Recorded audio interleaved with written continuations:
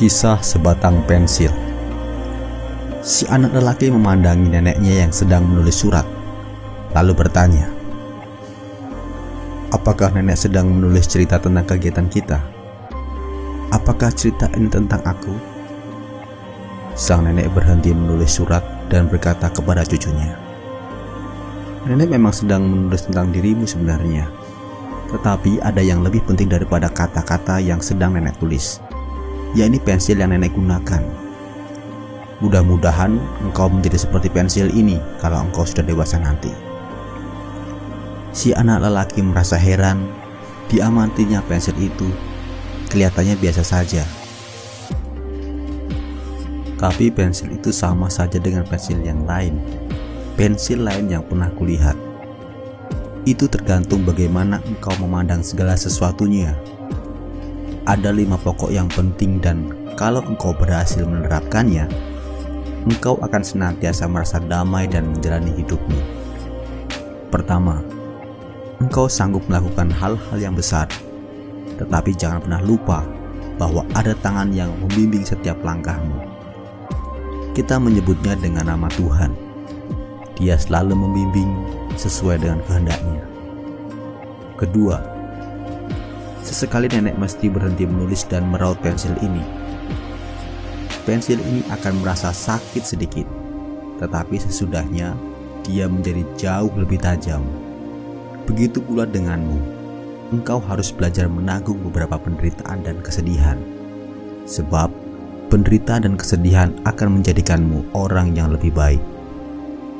Ketiga, pensil ini tidak akan keberatan kalau kita menggunakan penghapus untuk menghapus kesalahan-kesalahan yang telah kita buat. Ini berarti tidak apa-apa kalau kita memperbaiki sesuatu yang pernah kita lakukan. Kita akan tetap berada di jalan yang benar untuk menuju keadilan. Keempat, yang paling penting pada sebatang pensil bukanlah bagian luarnya yang dari kayu, melainkan bahan grafit di dalamnya. Jadi, perhatikan selalu apa yang sedang berlangsung dalam dirimu. Dan yang kelima, pensil ini selalu meninggalkan bekas.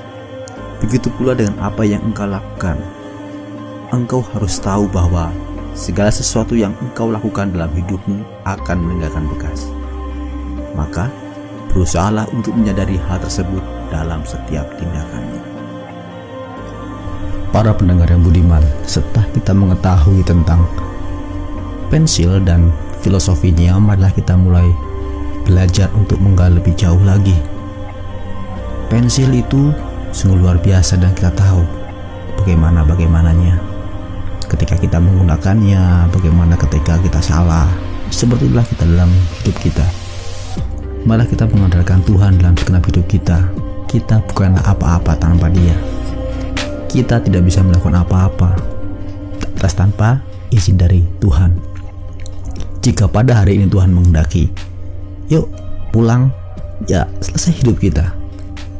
Pensil juga dapat dikatakan sebagai sosial media yang kita lihat bahwa ketika kita menulis, kita dapat menghapus. Ya seperti itulah kita juga belajar untuk siap-siap memperbaiki diri.